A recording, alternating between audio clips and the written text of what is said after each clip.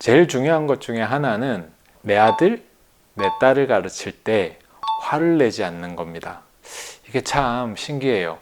다른 아이들을 가르칠 때, 내 자식이 아닌 아이들을 가르칠 때는 화가 덜 나거나 안 낼 수 있는데, 내 자식이다 보니까 기대치가 더 높고 이 정도는 해야 될 것 같고, 그 다음에 사실 이게 편해지면, 내 자식이면 사실은 남의 자식보다는 편해지거든요. 편해지면 감정 표현이 사실은 되게 솔직하게 나오기 마련인 건 사실인 것 같아요. 그래서 내 자식을 가르칠 때 몇 가지 원칙 중에 하나가 충분히 기다려줘야 돼요.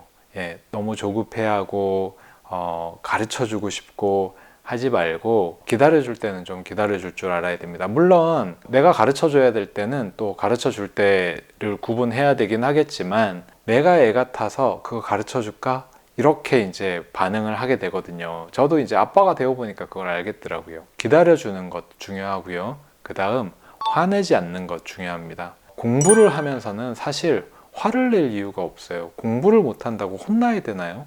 이걸 못 푼다고 혼나야 되나요? 이걸 이해 못했다고 혼나야 되나요?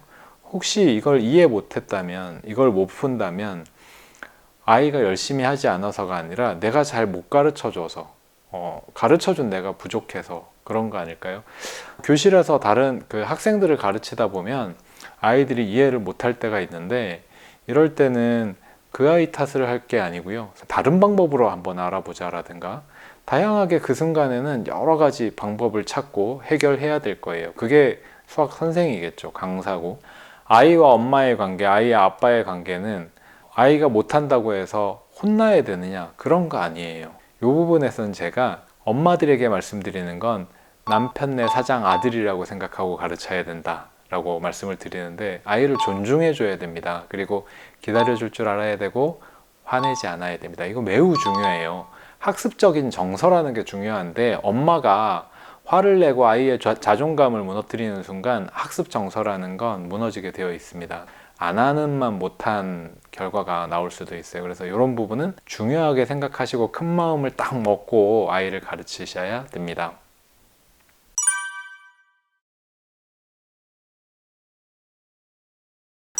자, 다음 얘기는 아이에게 질문을 많이 하라는 거예요. 공부하면서 아이에게 어떻게 생각하느냐, 이런 부분들. 그 다음에 풀었을 때도 너의 방법을 한번 설명해 볼래? 이런 부분들. 근데 그렇게 할 수 있으려면 엄마가 아이 이야기를 들어줄 준비가 되어 있어야 됩니다. 이거 매우 중요해요. 어떤 아이와 엄마의 관계를 보면 엄마가 들어줄 준비는 되어 있지 않으면서 아이한테 설명하라고만 자꾸 강요하는 경우가 있어요. 그럼 아이가 그걸 받아들이지 않겠죠. 이런 부분들은 아이에게 어떤 이야기를 많이 해주고 들어줄 줄 알고, 그 다음에 아이의 이야기를 많이 존중해 줄 수 있고, 이럴 때 아이에게 이야기해 보라고 할 수 있는 건데, 어떤 아이는 엄마한테 얘기했을 때 항상 틀렸다라고 대답을 듣게 된다라든가, 아니면 내 생각보다 어쨌든 뒤에는 엄마가 이러이러한 거야 라고 정리를 해서 답을 내어 버린다든가, 이런 부분들은 들을 준비가 되어 있지 않는 거죠. 그래서 아이의 이야기를 들을 준비를 하시고, 그런 관계를 평소에 잘 만드시고, 그리고 아이에게 질문을 많이 하세요. 공부를 할 때는 넌 어떻게 생각하니? 이런 부분에 대한 질문. 어떻게 풀었니? 이런 부분에 대한 질문. 질문을 많이 하고 아이가 표현을 많이 하게 하는 것이 중요합니다. 서술형 문제를 어떻게 쓸 것인가. 저는 서술형 문제를 쓰는 게 초등학생들에게는 하나도 중요하지 않다고 생각해요. 중요하지 않습니다. 근데 그런 것보다 서술형 문제를 다룬다, 이런 것들은 어떤 것이 더 중요하냐면, 내가 어떤 식으로 했다라는 걸 표현하고 검토하고 반성하고 이런 거죠. 근데 검토와 반성은 아이 스스로 하기 쉽지 않거든요. 그렇다면 아이에게 어떻게 했냐라고 물어보고, 잘했다라고 평소에는 칭찬을 많이 해주고, 어떤 때에는 엄마 생각에는 이런 것도 있는 것 같아 라고 대안을 제시해 주는 것, 이게 반성의 과정이거든요. 수학학습에서 이런 부분들로 이어가시고 표현을 많이 하게 하세요. 그러면 아이가 수학에 대한 자신감을 가진 아이로 커갈 겁니다.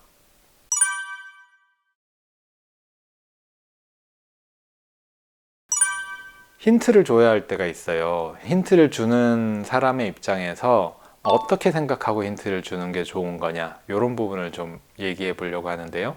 공부하는 과정에서 하나의 목적이 되어야 될 것 중에 하나가 아이가 스스로 풀었다고 느끼게 만들어 가는 거예요. 그래야 성취감이라는 게 있습니다. 수학은 특히 문제를 풀었다는 성취감, 내가 할 수 있다는 자신감, 이런 것들이 중요하기 때문에 아이가 학습을 마무리하고 나서 내가 해냈어, 오늘 되게 잘 됐다, 이런 느낌을 가지는 게 중요합니다. 그래서 아이가 잘 안 될 때는 모든 것을 다 가르쳐 주려고 하지 말고, 적어도 결론은, 아니면 중간 과정에서 아이가 찾고 스스로 내가 해냈다라고 생각할 수 있도록 실마리를 만들어 주는 거. 그러려면 사실은 봐주는 사람도 공부를 좀 하긴 해야 되겠죠. 수학 문제를 공부하는 아이를 봐줄 때 힌트를 준다라고 하면 어느 정도냐, 그걸 추상적으로 얘기를 하면 아이가 스스로 해결했다라고 느낄 정도의 힌트를 옆에서 준다, 이렇게 생각하시는 게 좋고요. 때로는 이게 정확하게 몰라, 이럴 때는 가르쳐 줘야겠죠. 그때는 간결하고 정확하게 가르쳐 주는 게 좋겠죠. 제가 이 간결하고 정확하게라고 말씀드리는 것은 아이가 잘 못했다라는 게 그게 큰일인 양 이렇게 하기보다는 이거는 이렇게 해서 이렇게 하는 게 좋겠어, 비슷한 문제를 이렇게 한번 연습해 보자 라고 정리를 하고 또 아이가 할 수 있도록 이끌어 간다라는 측면에서 그래요. 물론 이게 간결한 거하고 반대로 어떤 부분에서는 뭐 토론을 하고 함께 이야기하고 이런 필요성도 있겠죠. 간결하고라고 표현을 하는 것은 아이가 잘 못한 부분에 대해서 지적을 하기보다는 가르쳐 줄 건 가르쳐 주고, 그 다음에 아이가 스스로 학습을 이끌어 간다라는 가장 중요한 점은 해치지 않도록 학습을 이끌어 간다, 이렇게 설명드리고 싶습니다.